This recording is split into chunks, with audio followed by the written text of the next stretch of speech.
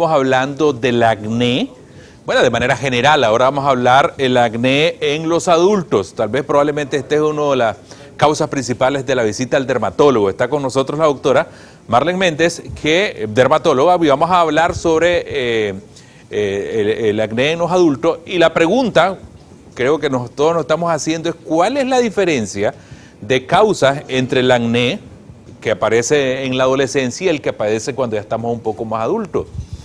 Bienvenida, doctora, un placer tenerla por acá con nosotros. Muchas gracias por tenerme aquí nuevamente.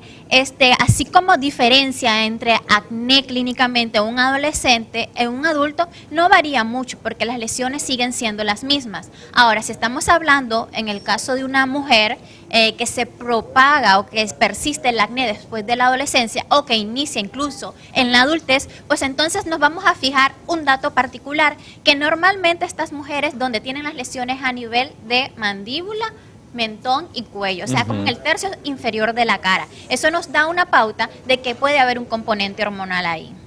Y el tratamiento, imagino que es distinto, pues a un tratamiento que de un acné de una persona joven o adolescente. Claro, porque recordemos que si estamos hablando de que puede haber un componente hormonal, que la mayoría de las mujeres lo hay, ya por una persistencia, un aumento de la sensibilidad de los andrógenos, entonces que vamos a tener que darle tratamiento a este tipo de personas, pues obviamente anticonceptivos orales en una dosis que nos permita equilibrar el nivel hormonal y también antiandrógenos. Tenemos de varios tipos y pues esto es algo que es prácticamente en la mujer. También recordemos que este tipo de acné en un tercio de los casos está asociado a algo que se llama síndrome de ovario poliquístico. Por lo tanto, es algo que también se ve en conjunto con ginecología para que nos ayude de manera multidisciplinaria a tratar el tema. El tratamiento a nivel de la piel es el mismo, entonces.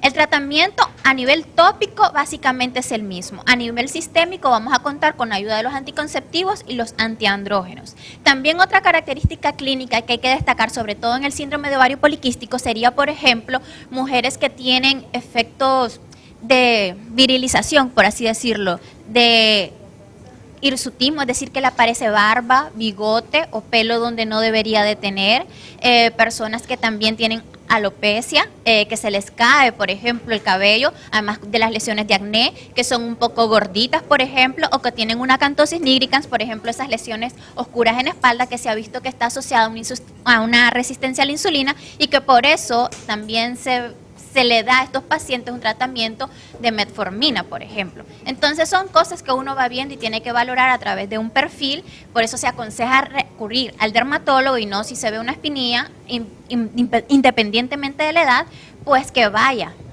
Ahí tenemos unas imágenes, no sé si usted trae una clasificación, no sé si es el término adecuado para definir un poco el comportamiento del acné que varía de una persona a otra.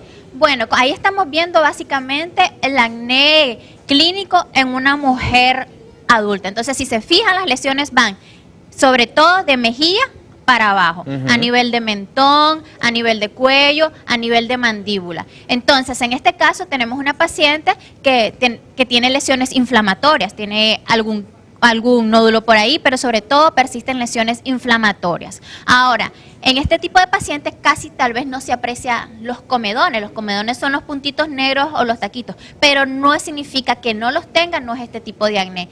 También creo que hay otra diapositiva donde se puede ver, ahí están las lesiones inflamatorias per se, eso es lo que normalmente es mucho más grave, ¿no? Un poco más inflamadas, ya miramos nódulos, es decir, que son lesiones un poco más profundas, más grandes y que probablemente si no le damos tratamiento puede dejar cicatriz. Ahora, todas estas lesiones en nuestra población latina, básicamente nos puede además dejar lo que son las máculas residuales, las manchas negras, que va a tomar un poquito más de tiempo de tratar. Bueno, ¿esta otra? Siempre viendo la localización, que es importante saber que en ese tipo de localización el componente hormonal siempre se debe de pensar. Bueno, la pregunta que todos nos hacemos, el tratamiento, ¿esta es la misma? ¿Es un poco el comportamiento del anterior? Sí, creo que en esa, no lo miro desde aquí, se mira que es como que está aumentado el vello facial. Entonces, de lo que estábamos conversando. Lo que estamos hablando que personas que tienen la patilla más larga, que les aparece como barba, el bigote, que tal vez tienen pelo también en el abdomen, en la espalda, que son sitios propios del hombre. Entonces nos está dando signos de androgenismo. Vamos a ver la próxima, por favor, control. Ok. Bueno, los tratamientos, que yo creo que es pertinente y es tal vez el tema donde nos vamos a detener un poquito. ¿Cuál es el tratamiento? Varía, yo les preguntaba al inicio, ¿varía el tratamiento? Ya hablábamos las características del acné en los adultos, pero ¿el tratamiento a nivel tópico es el mismo? A nivel tópico, sí, no varía mucho. Recordemos la higiene adecuada, decíamos la semana pasada que solo 2 veces al día, en la mañana, por la tarde, sin exagerar. Recordemos que en el tratamiento con acné la piel se pone sensible, la piel son tratamientos irritantes, los retinoides, que es la base del tratamiento del acné, que nos va a actuar sobre la glándula sebácea de manera específica, tienden a afinar la piel y a irritarla, y además son fotosensibilizantes, es decir, que con el sol nos vamos a sentir irritadito. Entonces, tienen que ser tratamientos al final complementarios también de humectar. Por ejemplo, el uso de ácido salicílico, en este caso tenemos ahora aquí el Salices. Quiero mostrarles dos productos que son indicados, que imagino que ustedes como profesionales de la dermatología los recomiendan.